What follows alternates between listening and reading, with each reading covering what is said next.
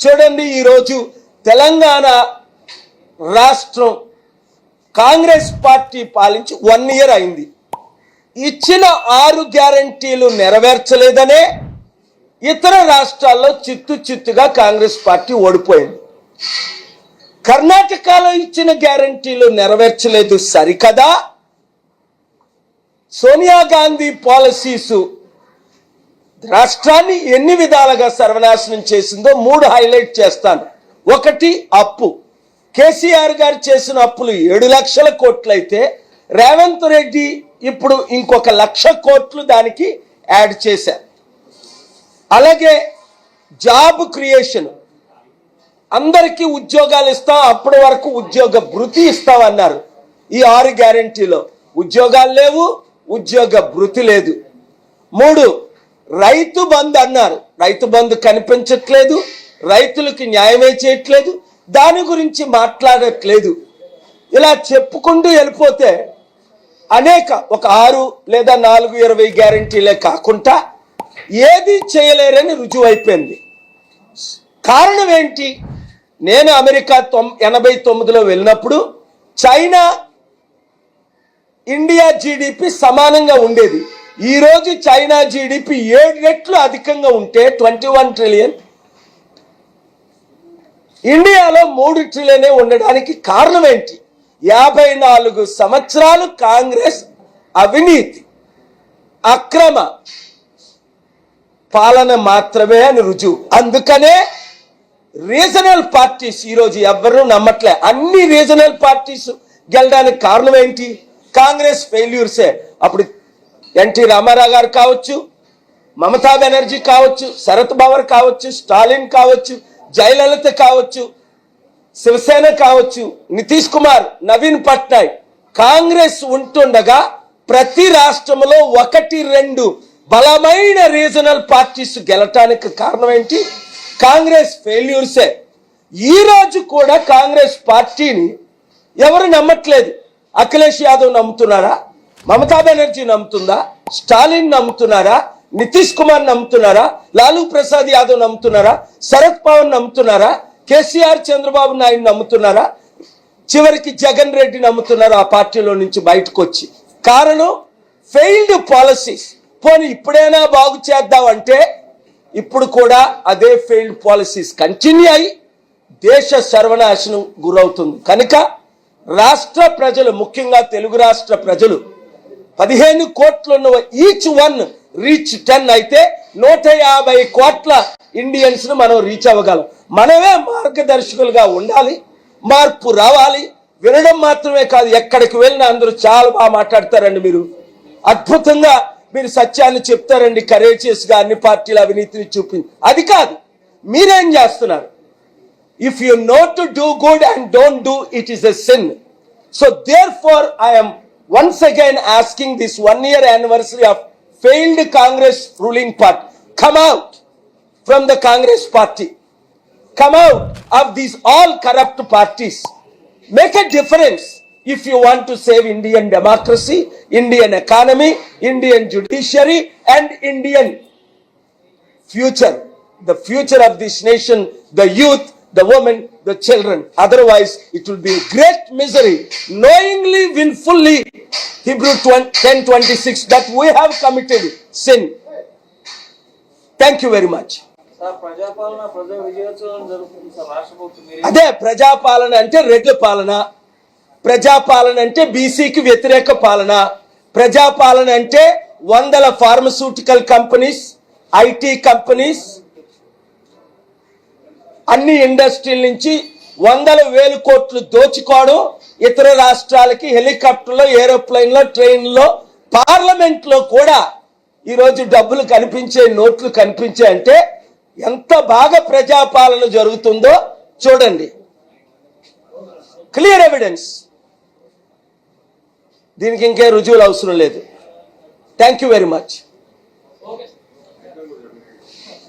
Please come, have a quick lunch, join me. Thank you.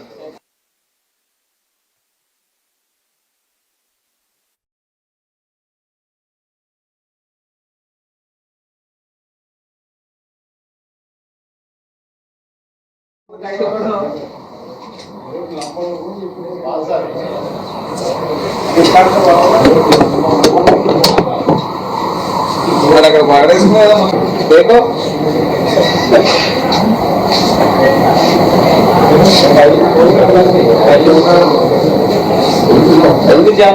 ఒక 2 minutes English లో 2 minutes చెప్పి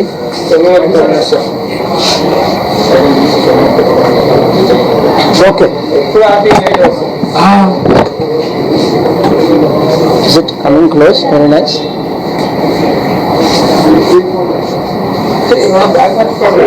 And okay. Today marks 1 year anniversary of the Congress party rule in Telangana. We know very well for the last 54 years Congress party has miserably failed. We know very well for the last 54 years Congress party has miserably failed in every policy. I will highlight few of them today. Economic development. 54 years. When I went to US, equal GDP China's and India's. And why China's GDP 21 trillion? Why Indian GDP 3 trillion? Because of the failed policies of Congress party. Today they talk about BC rule in Andhra Pradesh and Telangana. How come they gave the leadership to Sirmala Reddy? How come they selected and elected, appointed and anointed only 12 Reddys? The population is only 5%, and why they have never found one BC leader to become the chief minister in both Telugu states for the past 78 years? This is a big drama. Let's talk about the present policies. They have promised 6 guarantees. In Karnataka, 5, they miserably failed. 6 guarantees in Telangana, they miserably failed. Let's talk about the debt. Ravant Reddy clearly promised we will pay off the debt, find the corrupt leaders, prosecute them, even named them, and instead, not only the 6 policies miserably failed, they increased the debt by another 1 lakh crore. KCR rule, surplus economy for 1.5 lakh crore went into 7 lakh crore debt. Now the Congress corrupt party has borrowed money and increased the debt 1 lakh crore. Plus every other policy. It's miserable. Telangana, why companies are leaving Telangana when we brought hundreds of great companies. Therefore, Congress has been completely wiped out in India, and in the years to come, if Sonia Gandhi does not resign and hand over to real leadership, as her birthday coming in 3 days, it will be more miserable. Even Rahul Gandhi ji does not know how she has been used by the Western leaders to implement American and Western policies. Take example, Iraq, Iran, Syria, Sudan, Libya. It's a proven fact. What a shock. Is there hope? Yes. If people of Andhra Pradesh, Telangana, and if the good citizens of India, especially the educated leaders and politicians, come out of these corrupt parties and start in a new direction, there is hope. చూడండి, ఈరోజు తెలంగాణ రాష్ట్రం Congress party పాలించి 1 year అయింది. ఇచ్చిన 6 గ్యారంటీలు నెరవేర్చలేదనే ఇతర రాష్ట్రాల్లో చిత్తుగా కాంగ్రెస్ పార్టీ ఓడిపోయింది. కర్ణాటకలో ఇచ్చిన గ్యారంటీలు నెరవేర్చలేదు సరికదా, సోనియా గాంధీ పాలసీస్ రాష్ట్రాన్ని ఎన్ని విధాలుగా సర్వనాశనం చేసిందో 3 హైలైట్ చేస్తాను. 1, అప్పు. కేసీఆర్ గారు చేసిన అప్పులు 7 లక్షల కోట్లు అయితే రేవంత్ రెడ్డి ఇప్పుడు ఇంకొక 1,00,000 కోట్లు దానికి యాడ్ చేశారు. అలాగే జాబ్ క్రియేషన్, అందరికీ ఉద్యోగాలు ఇస్తాం, అప్పటి వరకు ఉద్యోగ భృతి ఇస్తాం అన్నారు. ఈ 6 గ్యారెంటీలో ఉద్యోగాలు లేవు, ఉద్యోగ భృతి లేదు. 3 రైతు బంధు అన్నారు, రైతు బంధు కనిపించట్లేదు, రైతులకి న్యాయమే చేయట్లేదు, దాని గురించి మాట్లాడట్లేదు. ఇలా చెప్పుకుంటూ వెళ్ళిపోతే అనేక ఒక 6 లేదా 4-20 గ్యారెంటీలే కాకుండా ఏది చేయలేరని రుజువు అయిపోయింది. కారణం ఏంటి? నేను అమెరికా 89లో వెళ్ళినప్పుడు చైనా ఇండియా జీడిపి సమానంగా ఉండేది. ఈ రోజు చైనా జీడిపి 7 రెట్లు అధికంగా ఉంటే 21 ట్రిలియన్, ఇండియాలో 3 ట్రిలియన్ ఉండడానికి కారణం ఏంటి?